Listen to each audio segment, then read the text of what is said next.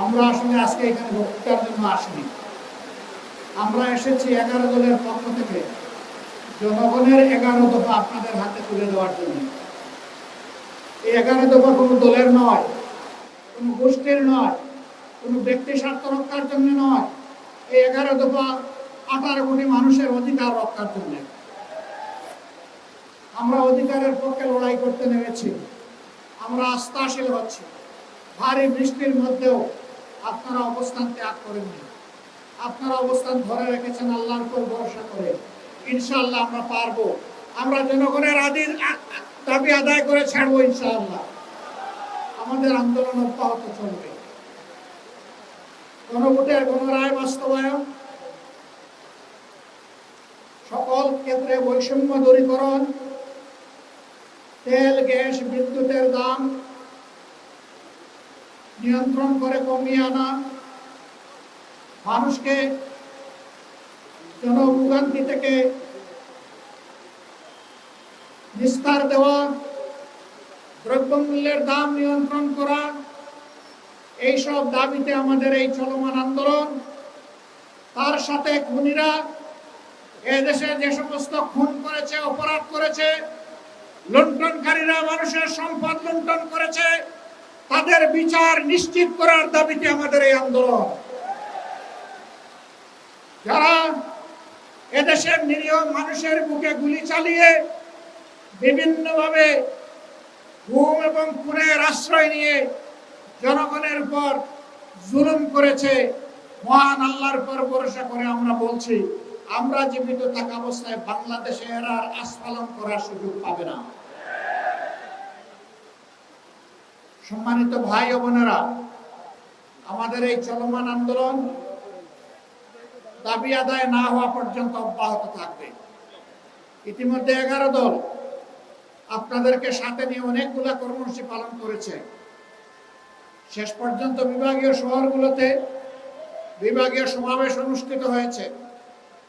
পরবর্তী কর্মসূচিগুলো আমাদের এই দাবি আদায়ের লক্ষ্যে আমি এখন আপনাদের সামনে ঘোষণা করছি।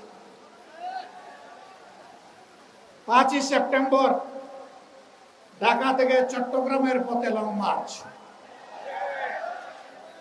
আমরা পরিষ্কার বলে দিচ্ছি, এই লং মার্চ জনগণের দাবি আদায়ের জন্য। অতীতের কায়দায়, ফেসিবাদী কায়দায় আমাদের লং মার্চে যেন কোনো বাধা দেওয়া না হয়। যদি বাধা দেওয়া হয়, লং মার্চ দ্বিগুণ শক্তিতে তার গন্তব্যে পৌঁছে যাবে ইনশাআল্লাহ। সম্মানিত ভাইরা, 19 সেপ্টেম্বর ঢাকা থেকে আমরা রংপুর পৌঁছবো ইনশাআল্লাহ। রাস্তায় অনেকগুলা সভা হবে। জনগণের মনের কথা শুনবো, আমাদের কথাগুলা জনগণকে বলবো। এইভাবে বাংলাদেশের জনগণকে পরবর্তী বড় আন্দোলনের জন্য আমরা তৈরি করতে চাই ইনশাআল্লাহ।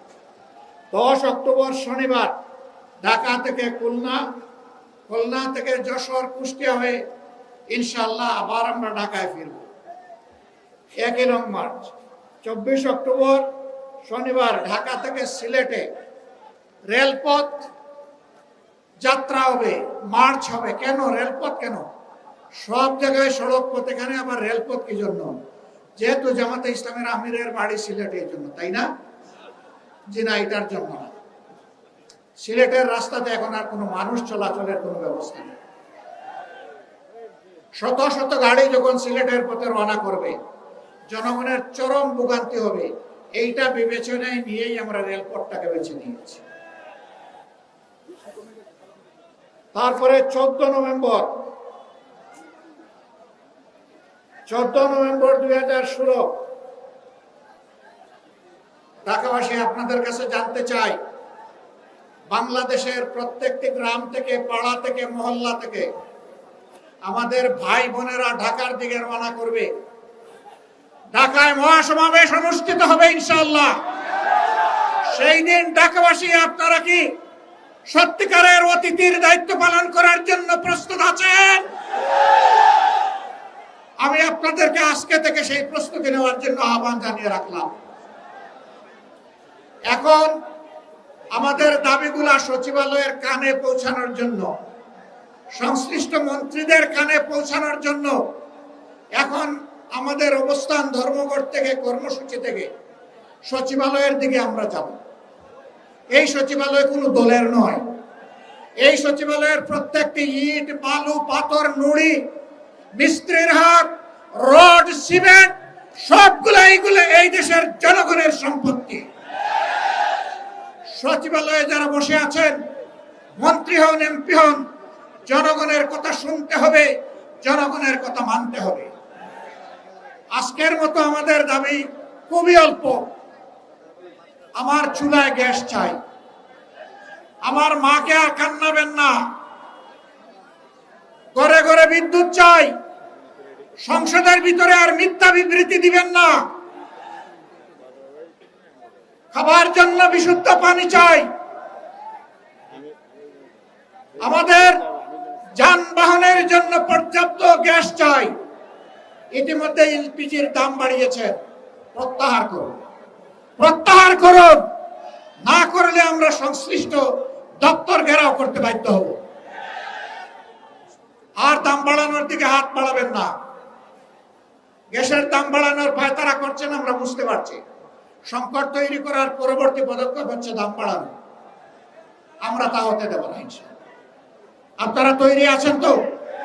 তৈরি থাকবেন। বাংলাদেশ জিন্দাবাদ, 11 দলীয় ঐক্য জিন্দাবাদ।